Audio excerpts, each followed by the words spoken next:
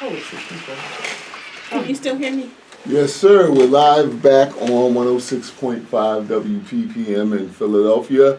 My name is Raymond Tyler. I'm with you until 8 o'clock. Actually, I'm here with Naila Madison, and Poetica snuck in here, which is a good thing because she dropped off a copy of the book Panoramic Poetry, so we don't have to necessarily go just from memory. Making up stuff. No, I wouldn't be making up stuff because we were there.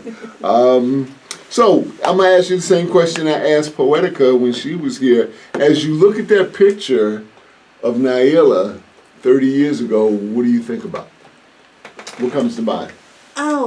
Especially today with I'm currently in a fight between my hair and my stylist and myself trying to start locks again. So I look at that picture and I'm like, I was so young. I looked like such a baby. And then to look like such a baby and read what I wrote, I'm like, wow. But it's what I said in the beginning. It's like you want to go out there and fight, even though I don't look like I should be fighting anything in that picture. But, right. So it's just, so it's everything. It's like I was so young. And that's really just, wow. If that person knew all the things that life would throw at her, I mean, would she still, I think that's why you can't go back. I think that's why you shouldn't know. Even though I read books and watch TV this way, but I wouldn't want that person to know everything that would wind up coming. I wouldn't want that person to know. Always say, I don't know about all that. I always say I wouldn't go back, and I wouldn't. I mean, there's certain days I would love to relive, certain situations I'd love to happen again, but if I have to go back, I'm not going back with all due respect to everything that happened, because I guess one thing I think about every day is that we're so blessed to be here in the presence, and in spite of all the foolishness that's going on in government, we're blessed to occupy this moment. Yeah, the living it is what makes you who you are. I mean, exactly. and I'm just, and I can't, just because I'm a mom, I can't not talk about my son, but it's like that person led me to wind up having my son. And I always say, and I never even thought about having children. But some people are like, oh, I want to have children. That was not part of my plan. But he is absolutely my gift to the world. I feel like because of who he is, there are definitely days where I'm like, if I never do anything else, I'm cool, Right, but that person needs to exist, and if they knew everything that was coming down the line, they wouldn't be the same person, Yeah, I'll give you a perfect example. It doesn't have anything to do with Panoramic, although I got some funny Panoramic stories I want to share tonight, there are a lot of funny Panoramic stories. When the way I got started writing for Philadelphia Weekly was I had been hanging out all night the night before Brave New World or Phoenix, one of those Philly clubs. Maybe it was Vegas, whatever, because it was a bunch of them where we used to hang out all night. And then probably I might have went over to the Limelight after that was over. So by the time I went all the way back home to Atlantic City, slept for part of the day, I knew that there was going to be a Grammy party that night, and I was like, I'm not going. And no lie, God told me go to the party. I'm like, I'm not going. I'm sitting there arguing with God. I'm not going to this party because I'm tired. And so finally God says, well, listen, you're a writer, and you know that the editor from Philadelphia Weekly is going to be there. Take your clips, drop them off, give them to her, and then if you that adamant, just come back home, but go to the party. I went to the party. I gave her the clips. That was on Sunday. Thursday, I was interviewing Fat Joe for Philadelphia Weekly. And so, to to your point, first of all, I've blessed so many people with that story. But my attitude and everything would have been totally different if I knew for certain that everything was going to work out. I had to step out on faith. Yep. Yeah, I am known for, especially until very recently, I am known for just jumping out the plane and seeing what happens and not even worrying about it. Okay. I always say I have a girlfriend that she looks out for me so much more than I look out for myself, because I will just jump out the plane and be like, whatever. And she's the one that would be like, Yeah, I'm not that guy anymore, but I've been there. I've definitely been there. I'm not from Philly, but being acquainted from Philly, especially as a guy, as a woman too, means you put yourself in situations where anything could happen. I have so many friends. We talked about the fact that we went over to a woman's house who we didn't know that well. And in every case, we took some money on us. We left some money in the car hidden somewhere, because we totally felt like, okay, we could walk and knock on this door and could be 5 guns on it. So if they're gonna rob me, they're only gonna get so much, and if they get more than that, they're gonna have to work for it. Yeah, I mean, I had a situation like that last night. I went to go see Kamala Harris. One of my a girlfriend of mine who's ultra suburban came, and we went together. So she was like, oh, she took the train, got off Bar and Drive. I didn't know, SEPTA, that part of their saving money thing and making sure that people didn't go through without paying was they close off all the gates after a certain time. Oh, wow. So even if you pay to be able to get through, right, the gates are closed. So how are you supposed to get on the train? Exactly. So, but I had my ultra suburban friend with me, so I'm like, okay, so whereas I might have walked, I Uber everywhere, so so I didn't know that was going on. So I'm like, all right, because I've got, it's making sure that your tourist friend is okay, so in part because I was with her, all right, let's go find a safe place to catch an Uber where they won't charge an arm and a leg, because also in those situations, I've been to different Kamala Harris events where when you're coming out, the Ubers wound up being $60. Right. So I was like, let's go. So let's go find some place. But a lot of that was because having somebody else I needed to make sure was okay, and got back to the suburbs where, to an extent, I was like, all right, well, I haven't been down here a lot, but I'm still originally from West Philly. Right. Exactly. So I'm going. Right. So I know what I'm gonna do. I know I'm gonna be okay. But let me make sure you're okay. You have to factor. When I was in college, I stayed in West Philly. You have to factor in the possibility for crime. If you walk into the subway 7 days a week, you will see rats 2 of those days. Because that's exactly not exactly what happened was when we figured out, okay, so we got to go back up the steps and go out. There was one set of stairs that I looked at, and I swear if we went up that steps, no. Right? I was like, no, we're not. It looked like the Thriller video or a zombie apocalypse. I was like, yeah, we're not going up that set of stairs. Let's find the other set of stairs to make sure that we even get through this. But it was crazy. Real rap. I was about maybe 3 to 6 months before Tupac got shot in New York. I was actually at that studio where he got shot, and I said, I'm never coming back here again, because you have to go up on what's called a freight elevator, and the way that it opened, if somebody has a drop on you, it's a wrap. Yeah. It's just you run them jewels or whatever, So I said, I'm never coming back here again. So then when he got shot, I was like, I was one of the people who weren't surprised, because I was like, I imagine people get robbed there on a regular. I mean, a lot of studios are like that. Everybody's in there smoking. I'm sure studios are. They can be wild. Yeah, studios can definitely be wild. Okay, I got invited to.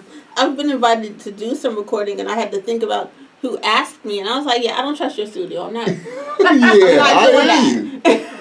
I hear you. So I could be famous if I was willing to sacrifice my life going to some crazy studio. But no, just tuning in, you're we're not listening to doing The that. Light. We're here on the mighty 106.5 WPPM here in Philadelphia, heart of the city. I'm here with Naila Madison, and in the background is Poetica. So, here's what I'd like you to do. I would like you to share. Yes, Poetica? I have my hand up. I got a question. I just want to know. Tell us, how did she meet Lamar? How did she get We'll to get to that. Okay. We'll get to that. Right, sorry. Okay, so, well, it is my show. I do get to say we'll get to that. And I already welcome people here, so we can't just everybody take over his show. I know this. So, okay, so this is what I would like you to do. I'd like you to read the poem from Panoramic Poetry that you wrote, and then we'll pick up the conversation after that. Yeah, it's crazy to do this poem, as we commemorate Asada Shakur. Oh my goodness. So, rest in power. So this poem, before I even start this, I have to give a shout out to the God's Nurse. The nation y'all have contributed so much to who I am. And this poem specifically was written. It starts off with a line about the person that first we had a class together at Temple, and he was reading Soledad Brother during our class, and I was always like, I want to copy it. Like, can I have your copy? So that's kind of how this poem starts out. So, if anybody out there remembers that time frame, or the nation in the 90s, can you hear me? Okay, so then, so maybe this will touch you, and hopefully I'll get through it not too horribly, and delete out the profanity. So, Born Rule was shot dead and found in his apartment 5 days later by J Truth. If I say it over and over in my head and tell those who didn't know and discuss it with those who did, then maybe I'll start to understand why a 23-year-old with a 4.0 scheduled to graduate in December gets shot in the head over dumb stuff. And we're all attending a funeral in a church with white people on the walls, the halls, the doors, stained glass white people. Maybe I'll understand why the supposed Christian who lived upstairs from him didn't call the police when she heard the gunshot, which meant he sat in his apartment dead for 5 days before he was found by the flies coming out the apartment window, because the Christian thought he deserved it, because he knows that there ain't no mystery God. Maybe I'll understand why the preacher sat up there and told lies about a black man named Jesus, and he knew that there was a true and living God cremated in the box in front of him. Wow. So, Thank you. how do you feel? And I just remember aspects of that. That might have been the first poem I heard you read. Oh. But what goes back when you, as you hear yourself read those words? Like when I read my words a couple weeks ago, it was the first time I read those words in well over 10 years. I'm still in touch with a lot of the gods, or I'll run into them from time to time. Like that's still, even if I go to a church, like even if I go to church or someplace, I don't and I'll tell people, anybody that I have a real conversation with, or that knows me, knows how influential the nation was in my life. I'm good for quoting a passage. One of the things I actually live off of is in the 1 to 36. About, there's a line specifically about, them coming here to America per se, to receive more gold, but nobody could speak the language. It's one of the reasons why I do make sure that I study the Bible, I look into the Quran, things like that, because I want to be able to be that translator to help people achieve their goals when they're coming to do things and they feel like nobody understands them and knows what they're dealing with. That poem specifically, like I really just think of Born Bull. Like he was just a sweetheart. Like we had a class together. You know, we would laugh a lot. And he was reading this book, and I'm like, I want to read the book. You know, so I think of you know, I think of the positive things there. The situation that occurred it was so sad, and there was so much hypocrisy there. I'm thankful that I was raised in a church that didn't have white Jesus on the wall, you know, and for a long time, you know, that wasn't something I had to experience and deal with. So yeah, it was a crazy time, because it was the first time I saw a lot of the people that did guide me through the nation and the lessons, really be in a sad state. And when you see, especially as a woman, I guess, when you see people that you consider your brothers, like really upset and mad, and just on that level, it sticks, it stays with you. You know, even my ex-husband, that was one of his dear friends also. So it's a lot of family to me when I think about that poem. Wow. If you're just tuning in, you're listening to The Light right here on 106.5 WPPM. You'll be able to see clips of this interview at Atlantic City Focus. Also clips of my interview with Poetica as well. I was going to ask you about how we met, but before I do that, I'll get to Poetica's question. How did you meet Lamar Red Cross? Here's the thing. I don't really remember. Like, I don't, because I was talking to my mom about it, about how I first started going to Panoramic. I can't call it. I went to high school with his sister, with Stephanie. I don't think I met him through Stephanie. I may have shown up at Panoramic one day. That may have been the first time I met him. I know we had mutual friends though. So that's possible. And around that time, because everybody knew I was a writer, they were always like trying to get me to do different things and go to different stuff because I was a writer. But other than Poetica, like the stuff that we did, I wasn't necessarily like out in the world, because the stuff that we did was so young. We were so young, and it was babies. It was so internal. It was like you go there, like you always know you're going to know the whole room. We knew everybody, right? So it was, and there was no internet, right?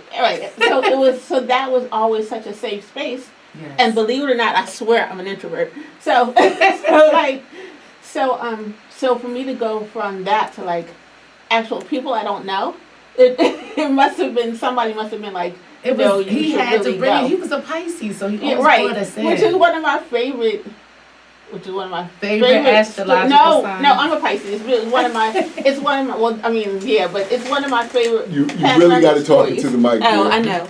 You got to come over. I'll come. Let me come closer to the table. Thank you. So, but it's one of, him being a Pisces is actually one of my favorite Panoramic stories that I'm sure you remember if I bring it up.